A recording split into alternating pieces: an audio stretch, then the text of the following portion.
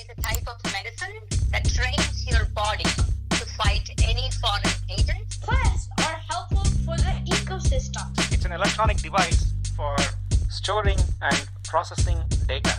The nervous system is all the collection of nerves in your body. Yeast is a eukaryote. Welcome to Spectacular Science, where it's all about science, with your host, Akshay.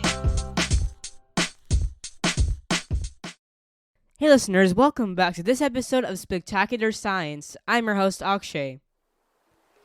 What a nice relaxing day at the beach.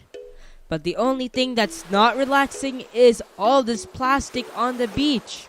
Why is there so much plastic around the beach? You know what? I've read about microplastics. And microplastics are tiny little pieces of plastic that pollute water and even living things like humans. But what are microplastics? And how are they created? And how are they introduced into the environment? And what is that impact on the foods that we eat? Well, in this episode of Spectacular Science, I'm going to take you on a deep dive into the science of microplastics. These tiny plastics are really harmful for the environment, and you'll learn why in this upcoming episode. Let's go! What are microplastics? Well, humans generate a lot of plastic. Each year we produce nearly 300 million tons of plastic waste, 60% of which end up in our natural environment. Plastics do not break down, but they degrade after being exposed to water, wind, and sunlight for a long time. They turn into very, very, very small pieces, not even bigger than 5 millimeters in diameter, and that's what we call microplastics. We divide them into two categories. Primary microplastics are products designed for commercial use that are intentionally small. Think of clothing and other textiles, fishing nets, and also microbeads in toothpaste and in personal care products like body soap. And next is secondary microplastics, a very, very, very big problem. Secondary microplastics include particles resulting from the breakdown of these larger plastic items, such as plastic water bottles and containers. Some of the biggest sources of microplastics include tires, tennis balls, and tea bags. However, synthetic clothing, like nylon, still counts as the main source of microplastics, generating 35% of the primary microplastics pollution. Where can microplastics be found? Well, they float in the world's oceans, and almost 51 trillion microplastics float in those seas, a quantity bigger than 500 times bigger than the number of stars in the universe. Unfortunately, nowadays, we can find them pretty much everywhere, from the inside of marine creatures to food and water, and, not surprisingly, even in humans. Lots of fruits, vegetables, and fish have been contaminated with this microplastics. A study conducted shows that 90% of bottled water contains microplastics. That is a lot of plastic in all of these everyday things that we use. And are microplastics harmful?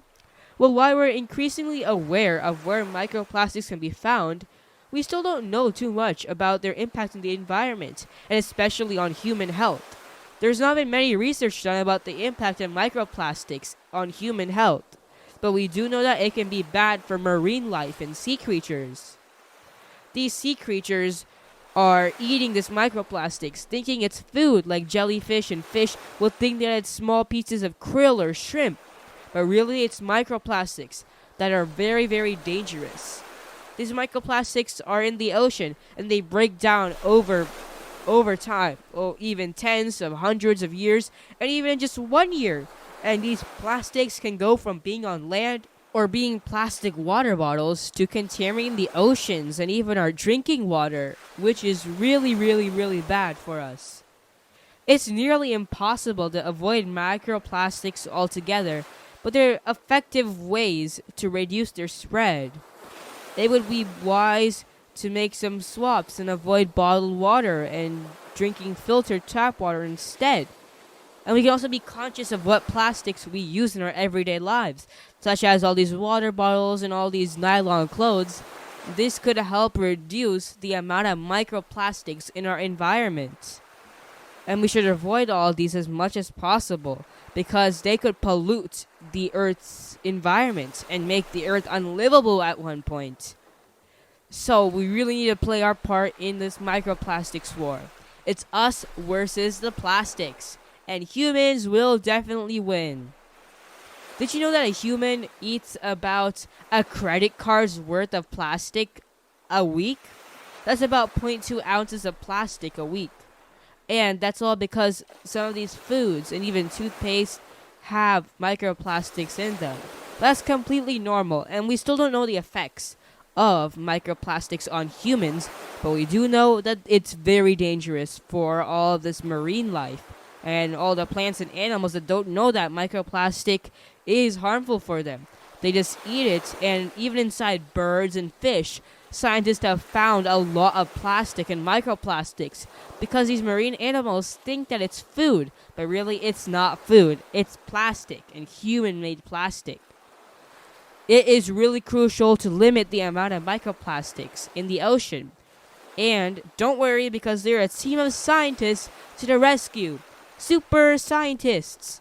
They're working on different technologies to help filter this microplastic out of drinking water and out of any water, to be fair. And the ocean is one of the most polluted on the planet. And what scientists are doing is they're coming up with new technologies to filter that ocean water and to make Earth clean again. We can all do our own parts by avoiding plastic containers at all costs. That will play a small role in keeping the Earth clean. And that will aid humans in our fight against these microplastics. Go away, you nasty plastic. Okay, I'm gonna go pick up some trash on this beach because there's so much plastic around. Let's all make the world a better place by one plastic bottle at a time. We'll pick it all up and we'll recycle it. Alright, well, before I go help the Earth, what did we learn today? We learned that microplastics are tiny pieces of plastics that have been broken up over time. Some water bottles and other plastic items have broken down because of the exposure to the environment and because they can't be decomposed by bacteria and fungi and they take a long time to break down. That's why it breaks down into smaller and smaller pieces until it's microscopic. Some of it you can see with the naked eye and some of them you can't. Microplastics are really dangerous for marine life, and even humans ingest microplastics every single day. In fact, in about a week, you could ingest a credit card's worth of plastic. That's about 0.2 ounces. That is a lot, and we still don't know the effects on humans, if it's negative or anything, but we do know that microplastics do impact the marine animals, and microplastics have been found inside of birds and fish. That's why it's really important to consciously use plastic and to avoid plastic at all costs. That's why we are a team of superheroes fighting against plastic. Go away, you nasty plastic. It's time to make the Earth clean again and to help all these marine animals in the process. Thank you so much for listening to this episode of Spectacular Science. Spectacular Science is produced and hosted by me, Akshay J. Raman. Our theme song is by Charan Ramachandran. Special thanks to Varun Ramachandran. Visit spectacularsci.com to find interactive activities, articles, and blog posts. You can also find all of our episodes and ways to subscribe to this podcast. That's spectacularsci.com. Please subscribe wherever you're listening right now. It really encourages me, and you'll get all the episodes automatically. Thank you so much for all your support. Thanks for listening to this episode, and we'll see you on the next episode of Spectacular Science. Keep thinking about science.